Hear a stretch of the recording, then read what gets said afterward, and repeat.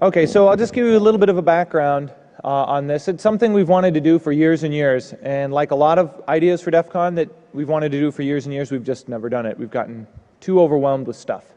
And so Russ came along and said, hey, we should do an award ceremony. I said, yeah, that's a great idea, but we've been wanting to do that for years. But it always gets, lost in the weeds. And Russ stepped up and said, hey, I'll do it. And so this has largely been all the work of Russ, and I want to give him a lot of props and a lot of recognition for stepping up and doing something that we've been meaning to do for a long time, and Russ made it happen. So the idea behind it is we don't want to be like the Pony Awards. Pony Awards are awesome, and they're really funny. But, it took the Pony Awards 2 or 3 years to get going, and the same thing's going to happen here. This year was more about let's get this done, let's see the community reaction, and really grow it. So next year, DEF CON 20th anniversary, we'll have this planned and going months and months in advance. We've already figured out all the ways people are cheating us and trying to vote stuff and spoof IPs and do everything to get their favorite thing recognized. So what we've done is we've taken, the winners are going to get these lucite or epoxy encased badges, and next year what we'll do is each year they'll get that year's badge embedded in it. And you notice that we don't have all the awards up here because we don't think some of the losers are going to want to pick up their badges. So Russ is going to talk to you through the process, what we did, who the nominations are. We're going to ask the audience for your feedback on stuff. Would you have voted sort of the same way as we did? And then tell you our plans for next year. So thanks for coming. I know this is a first-year effort, and I'm really glad you guys are here at the beginning of it. So let me pass it off to Russ. All right, we're going to see how this works here.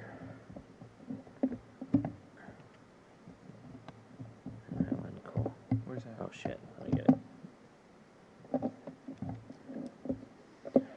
It was a little suspicious when, well, never mind. I'm not going to reveal all the secrets at the beginning. So how did you guys hear about this? The program? You didn't see like any of the stuff on Facebook or Twitter or any of our other stuff is pretty much... Yeah.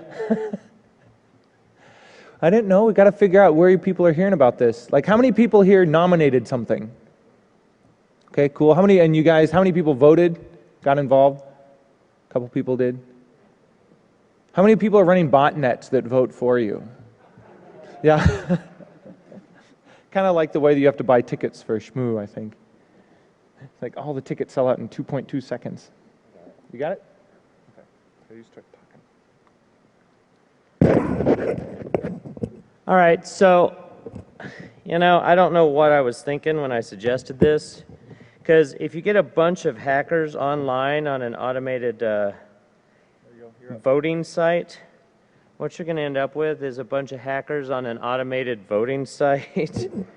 And so this didn't work out nearly as well as I'd hoped, so I just go with this. We kept this really simple so you could see what we're doing. The goal here was to give the community a voice, right?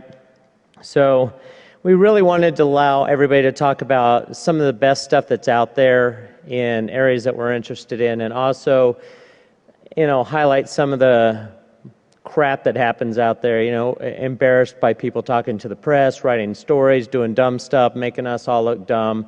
People that we generally just don't like, right? And that was kind of what we've planned for today. So we'll highlight some of the best, verbally sodomize the worst, and just try to have a good time. Bear in mind, this is the first year. The statistics from the voting are heavily skewed, and I watched votes go from roughly 400 to 1,700 in a period of 2 days, and they were all for a single candidate in each of the categories. And so we assume that there was some monkeying around going on there, so we've had to insert our own level of logic into this as well.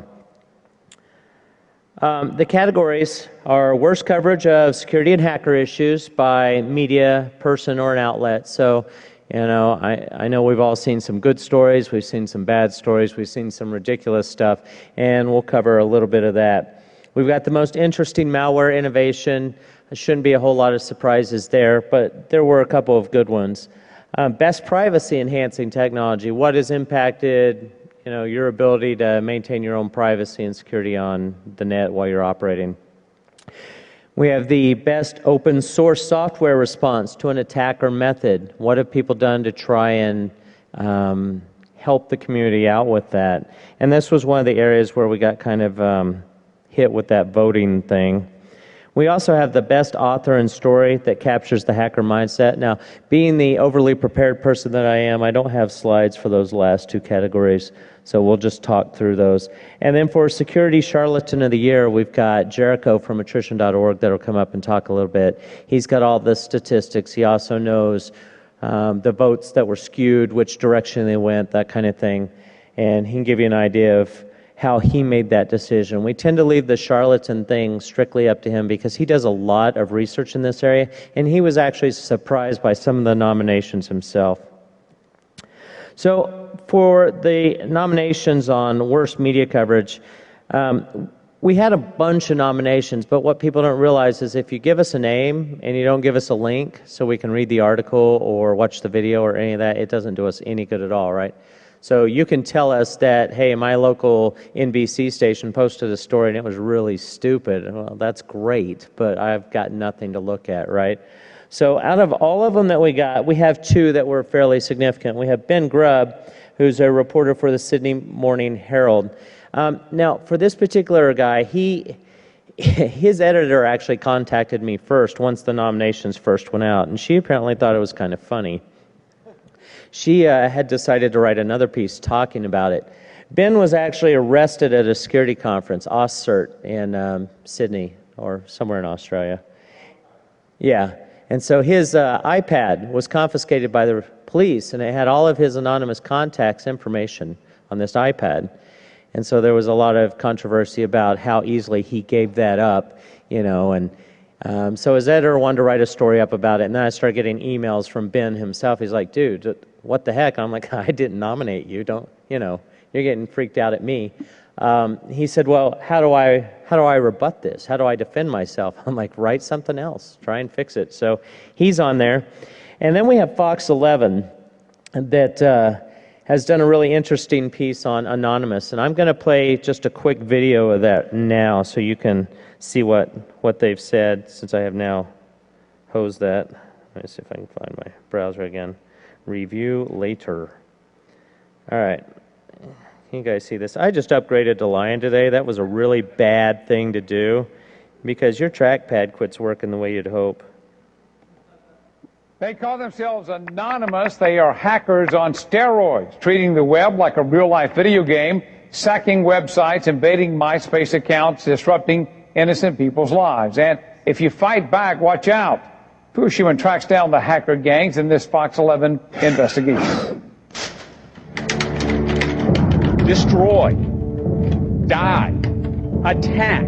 Threats from a gang of computer hackers calling themselves Anonymous. I've had 7 different passwords and they've got them all so far. They attack innocent people like an internet hate machine. We are anonymous. We are strong. We do not forgive. We do not forget. Those who fight back face death threats. Anonymous has even threatened to bomb sports stadiums. I believe they're domestic terrorists. Their name comes from their secret websites. It requires anyone posting on the site to remain anonymous. All right. So, just in case any of you were confused, we are really, really bad people, and Anonymous leads us in this war. So it was actually fairly easy to pick the winner of that. That was a horrible story. So if there's anybody from Fox 11 that would like to come claim your award, no one. All right. Do I? Yeah, they're in LA. Yeah, they're in LA. Yeah. So, huh? Can you have their award? She just elbowed the shit out of him for something he was getting ready to say. All right, so most interesting. What? What does the audience think on that one? So, what do you guys think out of those two? Fox 11? Yeah. Yeah. So, who else would you guys have nominated? See, the problem we had was we had significantly fewer nominations than we had people voting. And then we had everybody voting for like one person. So, anybody else? Yeah. But see, that's not useful, right? No. Because that doesn't do anything, but you can't point at one person doing a really ridiculously poor job. Everybody covering Stuxnet is kind of silly, because we had Vanity Fair that spent a week and a half with us in Abu Dhabi talking to everybody they possibly could, trying to get all the information they could. And it was a good article. It was actually very educated. Yeah, real quick, you can't even say that because Kim Zetter wrote an awesome article on Stuxnet. You know, it was like 10 pages, dissected it, gave the whole history. And you're not even listening, are you? Who said Stuxnet? Okay. Kim Zetter's article was outstanding on that. So you can't just blanket coverage it. One of the nominations was like everything WikiLeaks. Well, again, a lot of the coverage was really horrible. Some of it was good. So that's why we need specific names of a journalist, maybe even, you know, the entire outfit or a link to an article or something.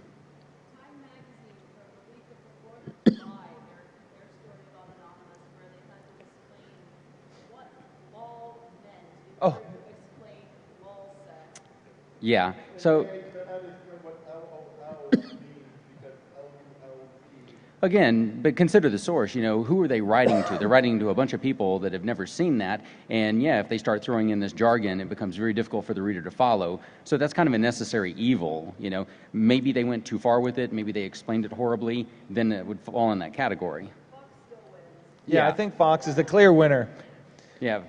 Yeah, it was as dramatic as my 16-year-old daughter. What was that? Oh yeah, the Louise boat. That's another good one. Those are the kind of things that we need, you know, when you submit that and a link to that would be perfect. That's a great nomination. That was far better than about 90% that we got. That one's actually interesting. That's not so much poor journalism. That's just kind of interesting research that is Questionable. Yeah, you know, not very well backed. That falls in the category. We'd love to get that kind of nomination and consider it, though. Yeah, so next year, try to get involved in this if you can. So nominations for most interesting malware. We had a bunch of stuff on this.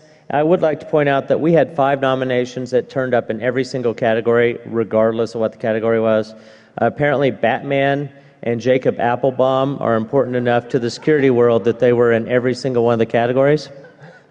Bill Gates was in every single one of the categories. I didn't realize he was still that relevant.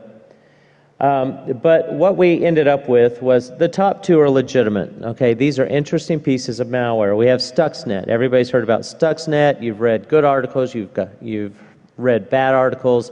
You may have heard all the different rumors of how it was spread and that kind of thing. And then we have Bitcoin Jacker.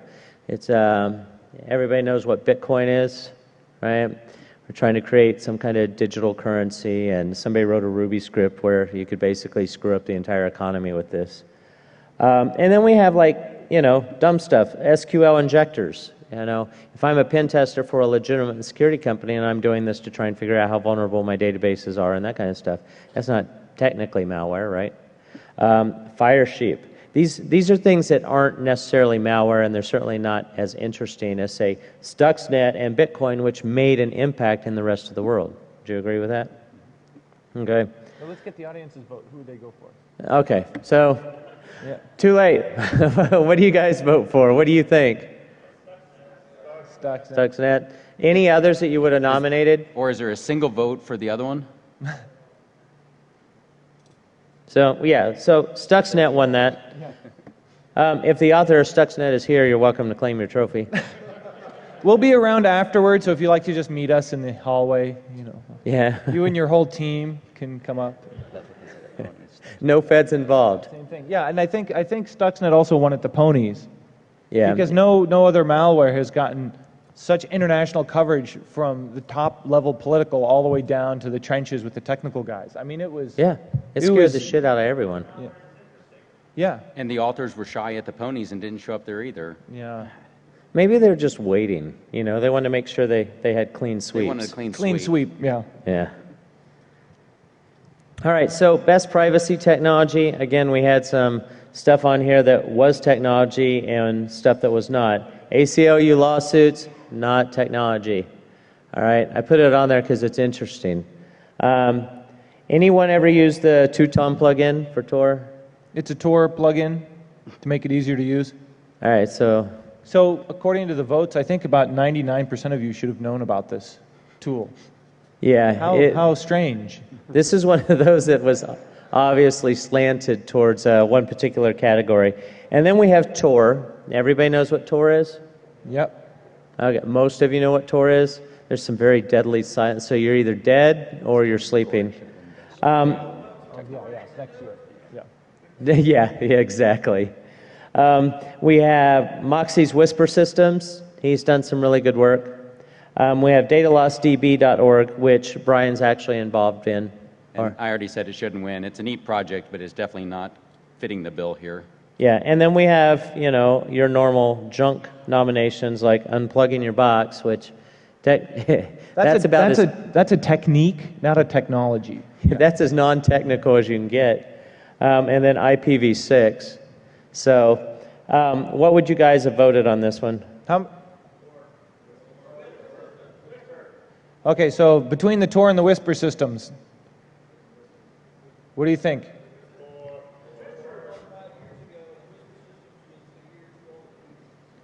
Yeah, so why don't you reveal what we're reveal who wins? Next year, we're going to call this also Best New Technology. Yeah, so Whisper Systems wins for a number of reasons.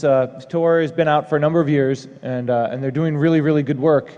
But Whisper Systems and Moxie and his crew's work, they released Red Phone at good timing. They released it for people in Egypt. They released Text Secure for text messaging. They've got the encrypted Android stuff. They got the encrypted cloud stuff. So within a year, they've released 4 significant apps to help around text security, voice security, backup security, and full device security. And that's pretty significant to come from nowhere and achieve all of those for Android.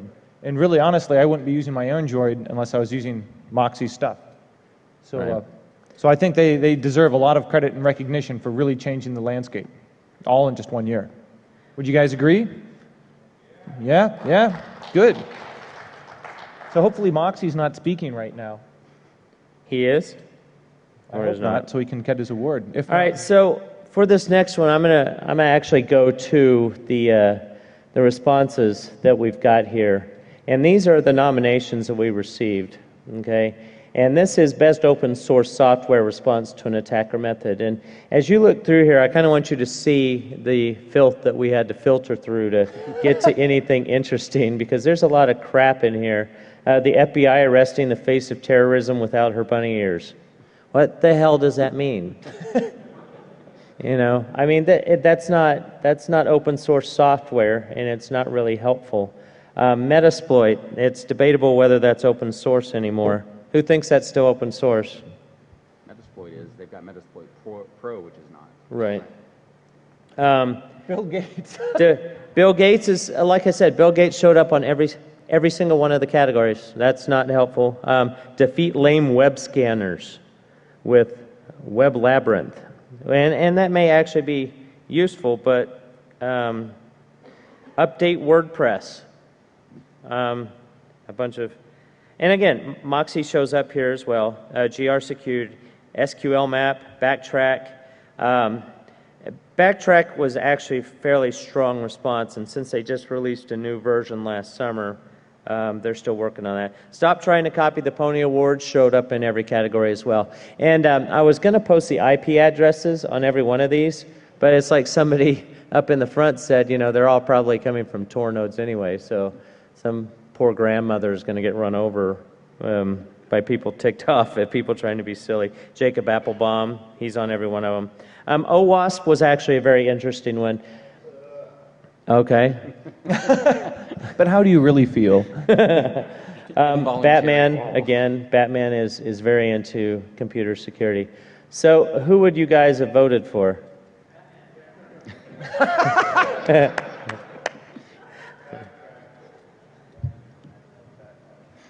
Jeff? Yeah, I think. Who do you think? I think Backtrack. Yeah. Backtrack actually gets this one. Out of all the nominations we got, that was actually the one that stood out and made a difference. Well, and they've been good for a number of years. Yeah. It's a mature product. They're actually very, very dedicated to it. They're walking around here. I think they're speakers here as well, right? Yeah. Chris and his groups? Yeah, Chris, yeah. So, very, very good guys. And then the last one, best author and story. Now, before I show you what all the responses are, I do want to mention we got 2 or 3 really, really good nominations here, and I was actually excited to see those. And then we got a whole bunch that are kind of crap.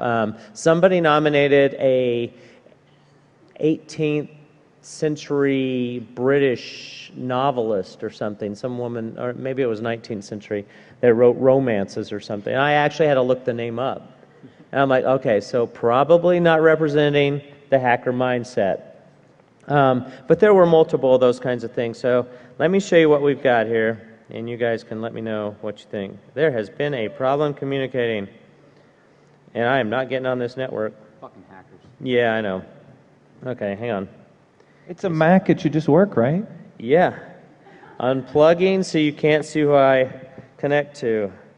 And turn my- Donkey porn. Okay, he's connecting to me. I know one of the authors was Bill Breen, a techno weenie.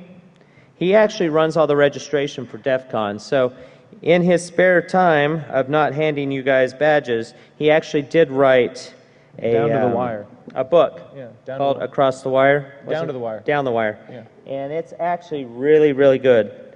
And I was kind of hoping it would win myself, but there we go. We'll plug back in and try this again. And get my mouse back. You are not connected to the internet. That's how I work. Don't record that token, because that's probably your authentication token right there. There we go. Camera flashes. All right, best author. Show responses. There we go. Lulsec showed up on this. How is Lulsec an author? God, frickin' lying. All right. So, Jason Street. And he has some books. Yeah, but- he's got a book. It's a legitimate. Stop laughing. He didn't write it. It wasn't me. Space Rogue for Hacker News Network. I think that's actually legitimate as well. He still writes a lot of that stuff, right? Ars Technica, Peter Bright. He actually wrote on Anonymous attacking H.B. Gary.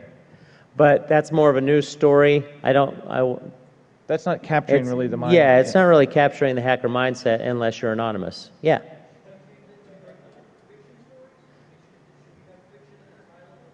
It could be either. So it could be like Stephen Levy's book Hackers.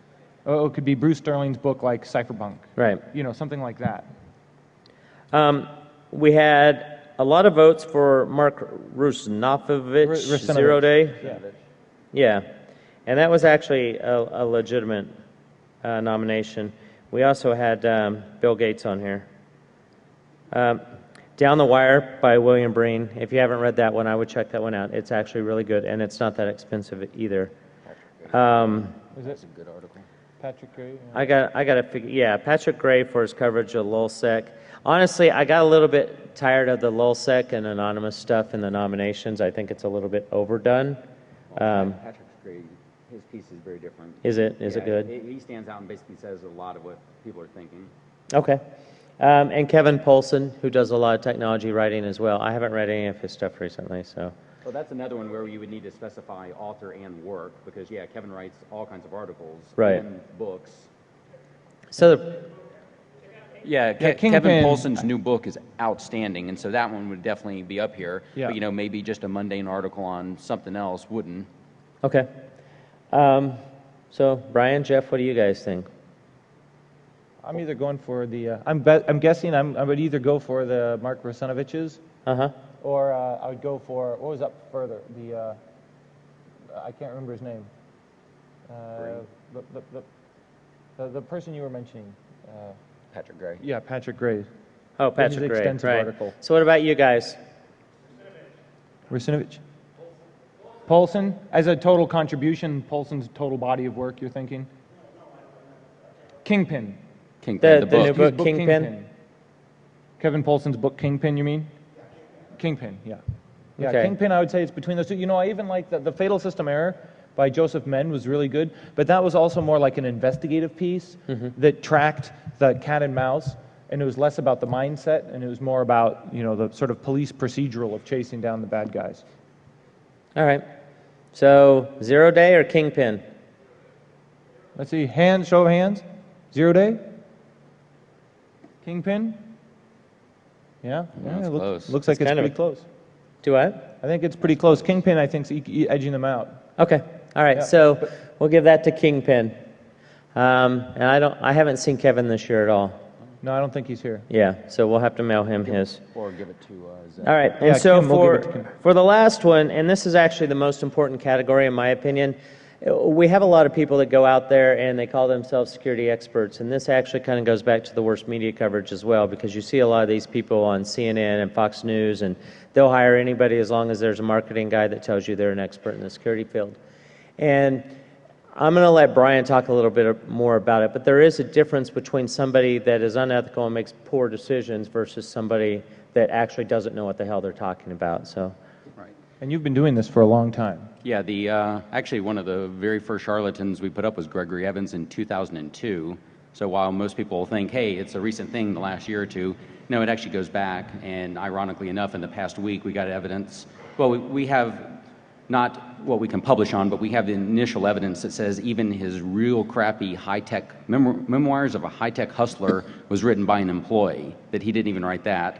So yeah, it's just an ongoing saga. But Ezra said, one of the distinctions is with the charlatan, you know, you have to kind of think of snake oil. It's the guy pitching something that doesn't really know what he's doing. He's not an expert, and obviously he, she, whatever. Where one of the most common nominations for this was like Aaron Barr. Well, I was on a panel regarding that earlier. Aaron Barr, he may be an asshole, he may be unethical, he may be money-driven, but it doesn't mean he was charlatan. If you actually read through his stuff, a lot of what he was proposing is being done by other companies, and they are doing it very successfully, and they are making a shit ton of money off of it. So you can't call him a charlatan for that. You call him a jerk or whatever else, you know. It's almost like a confidence game, right? They're misrepresenting themselves to be something they aren't. Right. So as an example, because this one's well known, Gregory Evans, he goes in and says, hey, I'm an expert. And one of the first things he quotes is, you know, I was arrested for hacking and I served 2 years for hacking.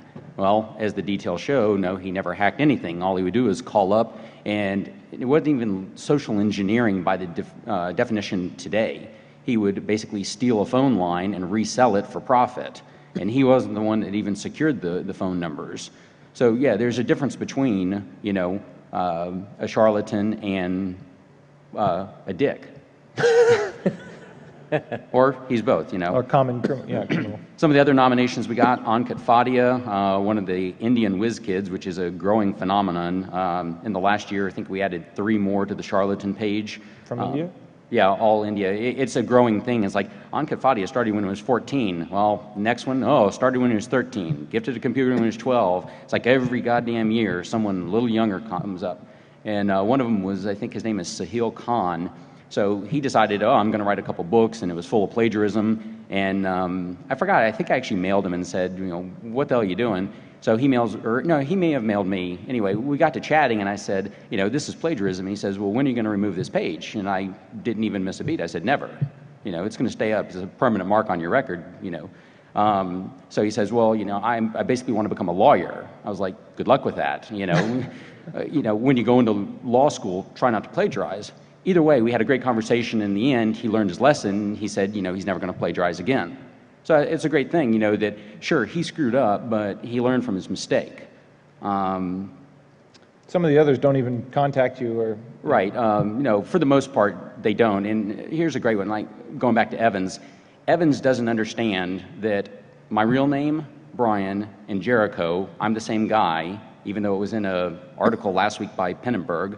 He also thinks that one of those 2 names is Randy Morris, an ex-employee of his, and he still can't make the distinction that any of this is involved with attrition. So when he filed a court case that was involving us, he filed us as a John Doe.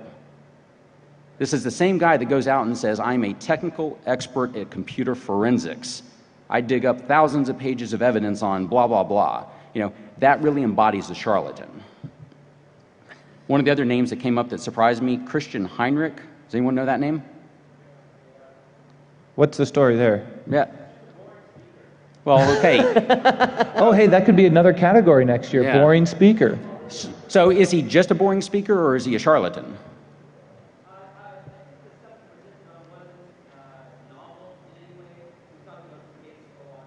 Okay.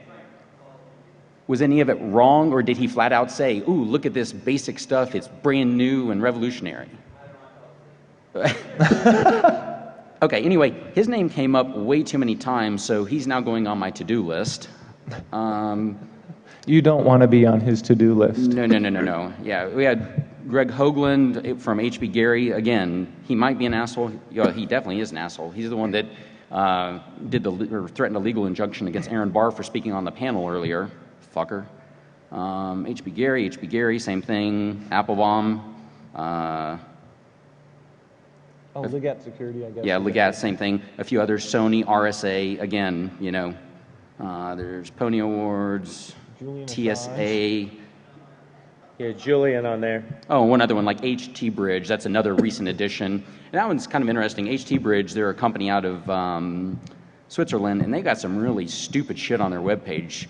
One of them is, hey, you can trust us because we are Swiss, which means we're vendor neutral. Wow, okay. So it starts out like that, and then the actual errata is that they publish these security advisories that if any of you kind of close your eyes, drink a bottle of vodka and puke, it's about the same quality. Real light on technical details, all kinds of mistakes in them. I posted their page, and one of their leaders emails me and says, oh, I am completely surprised at your article. I was like, you're surprised despite me tweeting to you 3 times directly that I was publishing this 2 weeks in advance? Or, and I counted them up, it was like 18 replies over 9 months on bug track that you ignored. How did you really miss that I was onto this, So anyway, he mailed me, it was long, whatever. I made a couple corrections on my errata. I was like, okay, I'll give you that one. That might be a vulnerability. I mailed him back. He mailed again. I haven't read it. I was just like, at some point, I don't know. Call me selfish, but dealing with that kind of bullshit, it really eats at your soul. So anyway, we have all those. That's another category, bullshit soul eater. Yeah.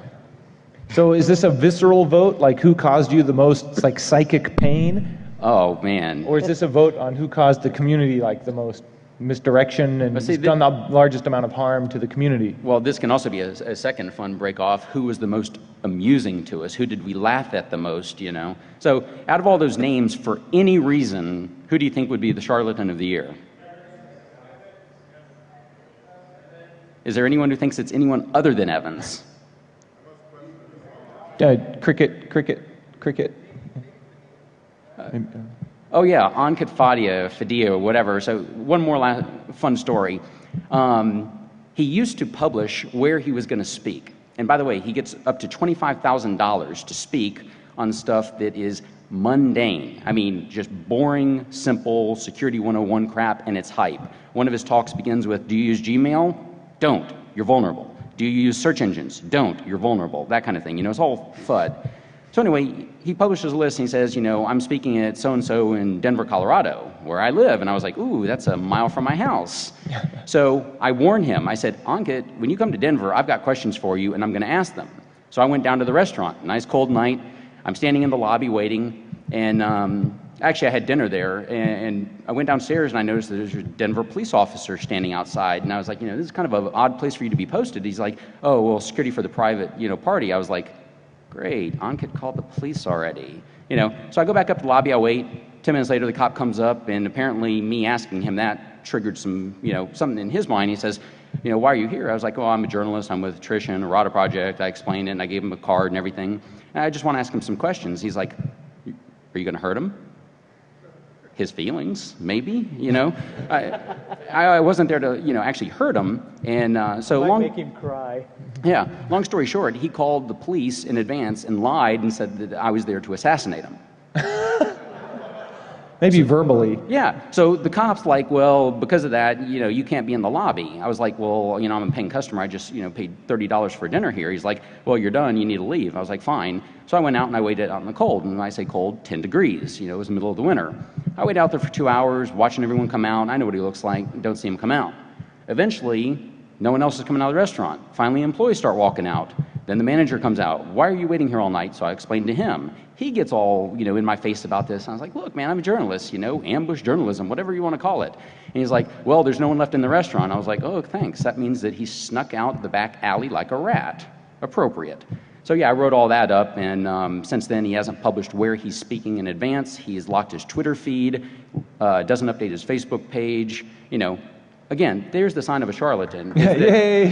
Yeah, they run from you. They won't take any kind of constructive criticism or legitimate questions. Does anybody subscribe to his Twitter feed that made it in there, hasn't gotten locked out? The funny part is that a lot of these charlatans, they've actually blocked me, because once I figure out who they are and once we put them on the page, I'm a little vocal on Twitter. I will taunt them and I will call them names or challenge them. And so they end up blocking me, but they don't realize is that a month in advance I followed on a ghost account so that I can keep reading after they block. And that way, yeah, I still read Gregory Evans, I still read Joseph Black, I still read Fadia, you name it, I read their Twitter feeds. And it's, kind of fun to see what they have to say after all that. But the fact that they go in hiding, that's a good first step. So anyway, that was a fun story, sorry. Majority says Gregory D. Evans gets it. He promised he would be at DEFCON. He promised he would buy one of the podcast crew dinner. He's a no-show. What the? Whoa. Don't get it. Shocker. Yeah. Long story short, he ended up flying to D.C. and conned Wall Street Journal into an article. Oh, brutal. Right. It took us freaking 2 months to get CNN to drop him as a speaker. So now I got to go start at the Wall Street Journal. One takeaway, please, if you see a charlatan, if you see someone suspicious like that, send me a mail. Just say it's to errata@attrition.org. Hey, this guy seems a little, out there. Gregory D. Evans spoke in this article. Even better, start sending feedback to these media outlets. Say, this guy's a quack, this is why, here's the evidence. And that's what errata does, is we put up as much as we can that's fully backed with evidence. We try to make it as little opinion as possible. But we need help. We need more eyes. We just need submissions, just need a little more information, a little more push, and we can keep publishing it. Yeah, if you want to see the current charlatans that he's watching and the up-and-coming charlatans that he's got on his watch list, you can actually see those at his website. Yep, it's all it's online, and there is a third list that's the kind of to-do list. And as I said, you can help prioritize that list. Yes. So okay, so the winner. Gregory D. Evans by a landslide. Yeah. And since he's not here to take it, I will take his award and I will put attrition stickers all over it and I will mail it to him. Got to take a picture of that before you send it to him. Yeah. So he will get a very special box with that and, maybe some squirrel poo in it. Oh. All right, so for next year, we're going to increase the number of categories. We're going to change the way we do the voting and the nominations. I think this is a good number of categories. Do you think like one more maybe? One or two more. Yeah, maybe one or two. I don't want it to be too complicated.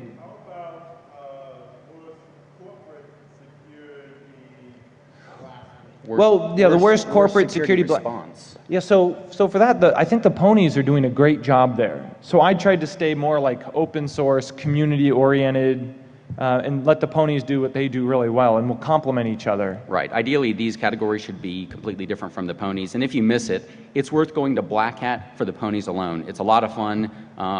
The guys that do that, they did a really great job. Yeah, so we're just trying to start ours up with more of a community twist.